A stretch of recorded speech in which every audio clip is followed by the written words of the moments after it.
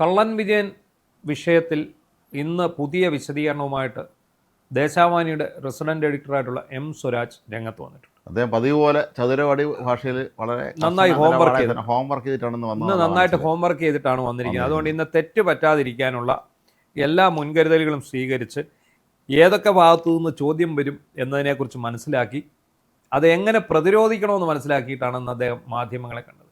അദ്ദേഹം പറയുന്നത് ദേശാഭിമാനിയിൽ ഒരു പ്രശ്നവുമില്ല.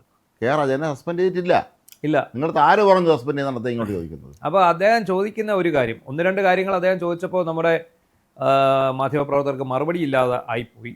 അത് സ്വാഭാവികമാണ്. കാരണം നിങ്ങളുടെ സ്ഥാപനത്തിൽ അച്ചടക്ക നടപടി ഉണ്ടാകാറില്ലേ? നിങ്ങളുടെ സ്ഥാപനത്തിൽ പലരെയും നാട് കടത്താറില്ലേ? നിങ്ങളുടെ സ്ഥാപനത്തിൽ എന്തൊക്കെ കാരണം കൊണ്ടാണ് അച്ചടക്ക നടപടി ഉണ്ടായിട്ടുള്ളത്?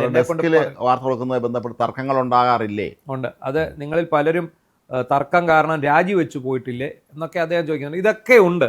പക്ഷേ അതുപോലെയല്ല ദേശാഭിമാനി സംബന്ധിച്ച് വന്നിരിക്കുന്ന ഈ ഒരു വിവാദം. ഈ സ്വരാജ് എത്രയൊക്കെ നിഷേധിച്ചെന്ന് പറഞ്ഞാലും അവിടെ എന്തൊക്കെയോ ചീഞ്ഞു നാറുന്നുണ്ട്. അത് ഉറപ്പാണല്ലോ. കാരണം അതല്ലെങ്കിൽ തന്നെ ഇയാൾ പറയുന്ന കാര്യങ്ങൾ ഇപ്പോൾ പറയുകയാണ്, BSനെ കുറിച്ച് മാത്രം കൊടുത്താൽ മതി എന്നാണ് തീരുമാനിച്ചിരുന്നത്. ഇങ്ങനെ ഈ കള്ളൻ വിജയൻ എന്ന് പറഞ്ഞ സംഗതിയെക്കുറിച്ച് അന്ന് ആരും ഇത് പറഞ്ഞിരുന്നില്ല. മൊത്തം BS മയമാക്കണമെന്നാണ് പറയുന്നത്. കാരണം ഒന്നാം ജനവാർഷികമാണല്ലോ. പക്ഷേ അവസാന നിമിഷം ഇത് വന്നു. അതൊരു ശരിയായ നടപടി ആയിരുന്നില്ല, ഞങ്ങളതങ്ങനെ ചെയ്തിട്ടില്ല എന്നൊക്കെയാണ് പറയുന്നത്. പക്ഷേ കഴിഞ്ഞ ദിവസം അദ്ദേഹം പറഞ്ഞത് നേരെ തിരിച്ചാണ്. ഇങ്ങനൊരു സംഭവം നടന്നിട്ടില്ല എന്നാണ് ആദ്യം പറഞ്ഞത്. അല്ല, ഇപ്പോഴും അത് അങ്ങനെ തന്നെ പറയുന്നത്. അങ്ങനെ ഒരു ലേഖനം ഞങ്ങളത് പ്രസിദ്ധീകരിക്കാൻ എടുത്തിട്ടേ ഇല്ല. കാരണം ഞങ്ങൾ മുഴുവൻ BSനെ കുറിച്ചാണ് കൊണ്ടുവന്നിരിക്കുന്നത്. അത് സാങ്കേതിക പ്രശ്നം കാരണമാണ്. ആ സാങ്കേതിക പ്രശ്നം എല്ലാവർക്കും ഉണ്ടാകാറുണ്ട്. അതുകൊണ്ട് മാത്രമാണ് മാറ്റി വെച്ചത്. അപ്പോൾ എന്നാണ് അദ്ദേഹം പറഞ്ഞുകൊണ്ട് വന്നത്. പക്ഷേ ഇതിനിടയ്ക്ക് ഇവർ പറയുന്ന ഈ കള്ളങ്ങളെല്ലാം പൊളിച്ചുകൊണ്ട് ഈ ലേഖകൻ ഉണ്ടല്ലോ, ഇത് എഴുതിയ ലേഖകൻ, അതായത് TC രാജേഷ് അന്ന് ഈ വിഷയം ഉണ്ടായപ്പോഴേ തന്നെ അദ്ദേഹത്തിൻ്റെ ഫേസ്ബുക്കിൽ എഴുതിയിരുന്നു, ഇത് എൻ്റെ അബദ്ധമാണ്, എനിക്ക് പറ്റിയ അബദ്ധമാണ് എന്ന് പറഞ്ഞ് എഴുതിയിട്ടുണ്ട്. അത് കൂടാതെ ഈ അതിൻ്റെ തലക്കെട്ട് അവർ ദേശാഭിമാനിയിൽ ഉപയോഗിച്ചത് തന്നെ ആവണം, അല്ലെ AI കൊണ്ട് രാജേഷ് നിർമ്മിച്ചതാവണം. ഒരു തലക്കെട്ടുണ്ടായിരുന്നു, കള്ളൻ വിജയൻ ധന്യ നാടകഗ്രാമം മുത്തിപ്പാറ PO എന്ന് പറഞ്ഞിട്ട് ഒരു തലക്കെട്ട്. അതായിരുന്നു ആ ലേഖനത്തിൻ്റെ തലക്കെട്ട്. അപ്പോൾ ഇങ്ങനൊരു സംഭവം ഇല്ലായിരുന്നു എന്ന് സ്വരാജ് ആവർത്തിച്ച് പറയുന്നു. പല തരത്തിലുള്ള ലേഖനങ്ങളും ദേശാഭിമാനി വരാറുണ്ട്. 100 കണക്കിന് ലേഖനങ്ങൾ വരുന്നുണ്ട്. ഞങ്ങൾ പ്രസിദ്ധീകരിക്കേണ്ടത് പ്രസിദ്ധീകരിക്കും, അല്ലാത്ത ഞങ്ങൾ ചിലപ്പോൾ തിരിച്ചയച്ചെന്നിരിക്കും. ഞങ്ങൾക്ക് ഇങ്ങനെ ഒരു ലേഖനം അവിടെ വന്നിട്ടില്ല എന്ന് അദ്ദേഹം പറയുന്നുണ്ട്. പക്ഷേ ഈ ലേഖകനായിട്ടുള്ള രാജേഷ് പ്രതികരണവുമായിട്ട് ഇറങ്ങിയതും അതുപോലെ തന്നെ ഈ കള്ളൻ വിജയൻ എന്ന് പറയുന്ന ആൾ ഇതേക്കുറിച്ച് പ്രതികരണം നടത്തിയതും വെച്ച് കൂട്ടി വായിക്കുമ്പോൾ നടന്നത് ഇതൊക്കെ തന്നെയാണ്. സാധാരണഗതിയിൽ CPM ഒരുപക്ഷെ ചിലപ്പോൾ ഒരു 5 വർഷം കഴിയുമ്പോൾ അവർ സമ്മതിക്കുമായിരിക്കും. CPMൻ്റെ രീതി വെച്ച് നോക്കുമ്പോൾ അന്ന് ഇങ്ങനെ സംഭവിച്ചിരുന്നു, ഞങ്ങൾ അന്ന് സാങ്കേതിക പ്രശ്നമൊന്നും അല്ല, ഈ ഒരു ലേഖനം വന്നുകൊണ്ട് ഇത് തെറ്റിദ്ധാരണ ഉണ്ടാക്കുമെന്ന് കരുതി ഞങ്ങൾ പിൻവലിച്ചതാണെന്ന് ചിലപ്പോൾ 5 വർഷം കഴിഞ്ഞ് പറയും. അല്ല, ഇപ്പോൾ ഇതിനകത്ത് പറഞ്ഞ മറ്റൊരു കാര്യം, അവർ സൺഡേയുടെ എഡിറ്ററായിട്ടുള്ള വാരാന്ത പതിപ്പിൻ്റെ എഡിറ്ററായിട്ടുള്ള KR അജയനെ ആ സ്ഥാനത്തു നിന്ന് മാറ്റി T ചന്ദ്രമോഹനെ വെച്ചു എന്നും അദ്ദേഹത്തിൻ്റെ മുറി പൂട്ടിയെന്നുമാണ്. അജയൻ്റെ മുറി അജയൻ ചെന്നുമ്പോൾ പൂട്ടിയെന്നുമാണ്. ഈ രണ്ട് വിഷയത്തെക്കുറിച്ചും സ്വരാജ് പറയുന്നുണ്ട്.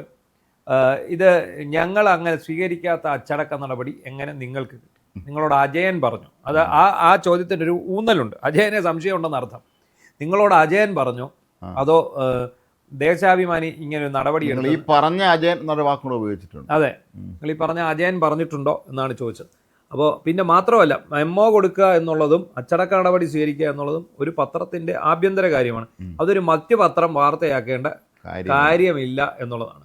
പക്ഷേ അപ്പോഴും ഇതുകൊണ്ടാണ് ഞാൻ ചോദിക്കുന്നത്, നമ്മുടെ ഈ മാധ്യമപ്രവർത്തകർക്ക് തിരിച്ച് ചോദ്യങ്ങൾ ചോദിക്കുന്ന കാര്യത്തിൽ ഇത്തരം വിഷയങ്ങൾ വരുമ്പോൾ ഇവർ ആദ്യമൊക്കെ വലിയ ബ്രേക്കിംഗ് അടിച്ച് ഭയങ്കരമായിട്ട് വാചകം അടിക്കും. ഇത്തരം ഒരു വിഷയം വരുമ്പോൾ ഇതിനകത്ത് തിരിച്ച് ചോദിക്കാൻ കഴിവുള്ള ആൾക്കാർ വളരെ കുറവാണ്. ഇത് പണ്ടത്തെ മാധ്യമപ്രവർത്തനം അല്ല ഇപ്പോഴത്തെ. അതിൻ്റെ പ്രശ്നം. അത് പണ്ടൊക്കെ നമുക്കറിയാമല്ലോ, നമ്മുടെ വളരെ സീനിയേഴ്സ് ആയിട്ടുള്ള ആൾ പത്രസമ്മേളനത്തിൽ വന്നിരിക്കും, എന്ത് ഷാർപ്പായിട്ടാണ് ചോദ്യങ്ങൾ ചോദിച്ചത്. അതിന് മറുപടി തിരിച്ച് ഇതിനകത്ത് ചോദിക്കാനുണ്ടല്ലോ. ഇതിനകത്ത് ശരിക്കും ചോദിക്കാനുള്ള ഒരു കാര്യമുണ്ട്. അപ്പോഴും ഇവർക്ക് ചോദിക്കാം. ഈ ലേഖകൻ, ദേശാഭിമാനിക്ക് തന്ന ലേഖകൻ തൻ്റെ ഫേസ്ബുക്കിൽ ഇത് പ്രസിദ്ധീകരിച്ചിട്ടുണ്ട്, തനിക്ക് പറ്റിയ അബദ്ധമാണെന്ന് അയാൾ പറഞ്ഞിട്ടുണ്ട്, അതിനെക്കുറിച്ച് എന്താണ് നിങ്ങൾ പറയുന്നതെന്ന് ചോദിക്കാം. ഇല്ല, ചോദിക്കാം. അതെ, അല്ല മാത്രമല്ല ഈ കള്ളൻ വിജയൻ എന്താണ് കുഴപ്പം? കള്ളൻ വിജയൻ അല്ല, പിണറായി അതെ, വിജയൻ അതൊന്ന്. ആണോ? പിന്നെ കള്ളൻ വിജയൻ പറഞ്ഞിട്ടുണ്ട് ദേശാഭിമാനിയിൽ നിന്ന് വന്ന എൻ്റെ ലേഖനം എടുത്തിട്ടുണ്ട്. പിന്നെ അതങ്ങ് പോട്ടെ. അല്ലെങ്കിൽ തന്നെ ഈ ലേഖനം പ്രസിദ്ധീകരിക്കുന്നതിൽ എന്താണ് പ്രശ്നം? കള്ളൻ വിജയൻ എന്ന പേരിന് എന്താണ് പ്രശ്നമെന്നൊരു ചോദ്യം ഒരാൾ ചോദിച്ചിട്ടില്ല. അതോ അങ്ങനെ ഒരു ചോദ്യം, കള്ളൻ കള്ളൻ വിജയൻ വിജയൻ എന്ന് പറഞ്ഞാൽ പിണറായി വിജയൻ എന്നാണോ എൻ്റെ അർത്ഥം എന്ന് സ്വാഭാവികമായിട്ടും അത് ചോദിക്കണം. നിങ്ങൾ ഉദ്ദേശിക്കുന്ന ഈ കള്ളം വിജയൻ എന്ന് പറയുമ്പോൾ പിണറായി വിജയൻ എന്നാണോ നിങ്ങൾ ഉദ്ദേശിച്ചതെന്ന് തുറന്ന്, അത് ഒന്നാമത്തെ കാര്യം, ഈ ഡയലോഗ് വിടുന്ന ആൾക്കാർക്കൊക്കെ നേർക്ക് നേരെ എന്ന് ചോദിക്കാനുള്ള പറ്റില്ല. കപ്പാസിറ്റി ഇല്ല. അതിനുള്ള ആർജവമുള്ള ലേഖകന്മാർ നമുക്കിടയിൽ കുറവാണ്.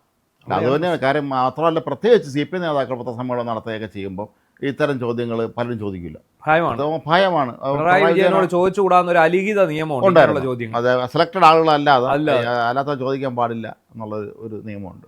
അപ്പോൾ അതുകൊണ്ട് ഇന്നത്തെ പത്രസമ്മേളനത്തിൽ പൂമരൻ കത്തിക്കയറി അദ്ദേഹം എല്ലാവരെയും അടിച്ചിരുത്തി പറഞ്ഞു. പക്ഷേ അദ്ദേഹത്തിന്റെ കഴിവുകൊണ്ടല്ല, അദ്ദേഹത്തോട് ചോദ്യം കുഴപ്പം കൊണ്ടാണ്. ഈ പൂമരനോട് ചോദിക്കേണ്ട ചോദ്യങ്ങൾ ഇവർ നേരത്തെ മാധ്യമപ്രവർത്തകർ ഇത് ചെയ്തുകൊണ്ട് വേണമായിരുന്നു പോകാൻ. അതെ, നിങ്ങൾ ചോദിക്കേണ്ട ചോദ്യം എന്താണ്? ഇത് എഴുതിയ ആൾ പറയുന്നു, ഈ ലേഖനത്തിലെ നായകനായിട്ടുള്ള കള്ളൻ വിജയൻ പറയുന്നു. അപ്പോൾ അഥവാ ഇനി കള്ളൻ വിജയൻ എന്നൊരു ലേഖനം നിങ്ങൾ കൊടുത്തിട്ടില്ല, അങ്ങനെ ഒരു ലേഖനം വന്നാൽ നിങ്ങൾ ഇനി കൊടുക്കുമോ എന്നൊരു ചോദ്യം കൂടെ ചോദിക്കും. അത്രേ ഉള്ളൂ. ശരി, നിങ്ങൾ ഇപ്പോൾ കൊടുത്തിട്ടില്ല, നിങ്ങൾ എന്നാൽ കള്ളൻ വിജയൻ എന്ന തലക്കെട്ടിൽ ഒരു ലേഖനം കൊടുക്കുമോ എന്നൊരു ചോദ്യം ചോദിച്ചാൽ, അങ്ങനെ ഒരു ചോദ്യം ചോദിക്കുമ്പോൾ അദ്ദേഹം പറയാം ഞങ്ങളുടെ വിവേചന അധികാരമാണ്, ഞങ്ങൾ ചിലപ്പോൾ കൊടുത്തെന്നിരിക്കും, കൊടുത്തില്ലെന്നിരിക്കും ഒക്കെ പറയുമായിരിക്കും. പക്ഷെ ഇവിടെ എന്താണ് സംഭവം? ഇതെല്ലാം സത്യമാണെന്ന് എല്ലാവർക്കും അറിയാം. മാത്രമല്ല ഇപ്പം ദേശാഭിമാനി കൃത്യമായ പാർട്ടിയുടെ നിരീക്ഷണത്തിലാണെന്ന് നമ്മൾ ആദ്യം മനസ്സിലാക്കണം. അതെ, അതല്ലെങ്കിൽ ഇങ്ങനൊരു സംഭവം ഉണ്ടാവില്ല. എല്ലാം തയ്യാറായി കഴിഞ്ഞതിന് ശേഷം പിന്നെ ഇതൊരു ഒരു നേരത്തെ മറ്റൊരു മാധ്യമ സാധനങ്ങളിലും പിന്നെ ആരും വന്ന് പരിശോധിക്കില്ല. ഇത് കൃത്യമായി ഒരു ഏതൊക്കെ ചെയ്യുന്നുണ്ടെന്ന് കൊടുക്കുന്നുണ്ടെന്നുള്ളത് നിരീക്ഷിക്കാൻ ആരെയും അവർ നിയോഗിച്ചിട്ടുണ്ട്. അവർ സ്വരാജ് കൃത്യമായിട്ട് ചോദിക്കുന്നു, നിങ്ങളോട് ഇത് ആര് പറഞ്ഞു, നിങ്ങളോട് ഇത് ആര് പറഞ്ഞു. അപ്പോൾ നമ്മൾ മാധ്യമപ്രവർത്തകർ പറയേണ്ട മറുപടി, ഇത് എങ്ങനെ വെളിയിൽ വന്നു, നിങ്ങളുടെ ആഭ്യന്തര വിഷയം എങ്ങനെ വെളിയിൽ വന്നു? ഇതാരും ഒരാളിപ്പോൾ ഒരു മാധ്യമം വായുവിൽ നിന്ന് സൃഷ്ടിച്ചതല്ലല്ലോ. അതെ, നിങ്ങളുടെ ഓഫീസിനുള്ളിൽ നിന്നല്ലേ ഇത് പുറത്തു വന്നത്. ഇത് മൊത്തം വന്നത് എവിടെ നിന്നാണ്? ദേശാഭിമാനിക്കുള്ളിൽ നിന്നാണ്. അതെ, ആദ്യം നിങ്ങൾ അവിടെ ആഭ്യന്തര അന്വേഷണം നടത്തി ഇത് പുറത്തു കൊടുത്തത് ആരാണെന്ന് കണ്ടെത്തൂ. അത് കഴിഞ്ഞിട്ടാട്ടെ ഞങ്ങൾ മറുപടി പറയാം. അതാണ് നമ്മൾ പറയേണ്ടത്, അല്ലേ? ആര് പറയുന്നു? അതെ, ഇതൊന്നും പറയാനുള്ള ആദ്യവും നമ്മുടെ ലേഖകർക്കില്ല. ഒന്ന്, രണ്ട്, എല്ലാ ഈ പറയുന്ന ഒരു വിഷയം വരുന്നു, അവിടെ മൈക്കുമായിട്ട് പോയി റിപ്പോർട്ട് ചെയ്യുന്നു എന്നുള്ളതല്ലാതെ ഇതിനെക്കുറിച്ച് ഡീപ്പായിട്ട് പഠിക്കാനോ ഇത് ഇങ്ങനൊരു ചോദ്യം ചോദിക്കാനോ അങ്ങനെയുള്ള ഒരു സംവിധാനം നമ്മുടെ മാധ്യമപ്രവർത്തകർക്കിടയിൽ ഉണ്ടാവുന്നില്ല. അതൊരു ആ ഒരു ധൈര്യം അവർക്കുണ്ട്, നേതാക്കന്മാർക്കുണ്ട്. ഇതാരും ചോദിക്കാനൊന്നും പോകുന്നില്ല, ചോദിച്ചാൽ എനിക്ക് നേരിടാൻ അറിയാം എന്നുള്ള ധൈര്യം അവർക്കുണ്ട്. തിരിച്ചുള്ള ചോദ്യത്തിൽ പതറിപ്പോകുന്നുള്ളത് ഇവർക്ക് അറിയാം. അത് ഇപ്പൊ ഏറ്റവും നല്ല ഉദാഹരണം VD സതീശനാണ്. അതെ, VD സതീശൻ അവിടെ ഇരുന്നോണ്ട് തിരിച്ച് 2 ചോദ്യം ചോദിക്കും, അതോടെ ഇവിടെ മൊത്തം തീരും. അവിടെ ഇതാണ് സംഭവിക്കുന്നത്. ഇതിപ്പോൾ സ്വരാജിന്റെ കാര്യമല്ല ഞാൻ പറഞ്ഞത്.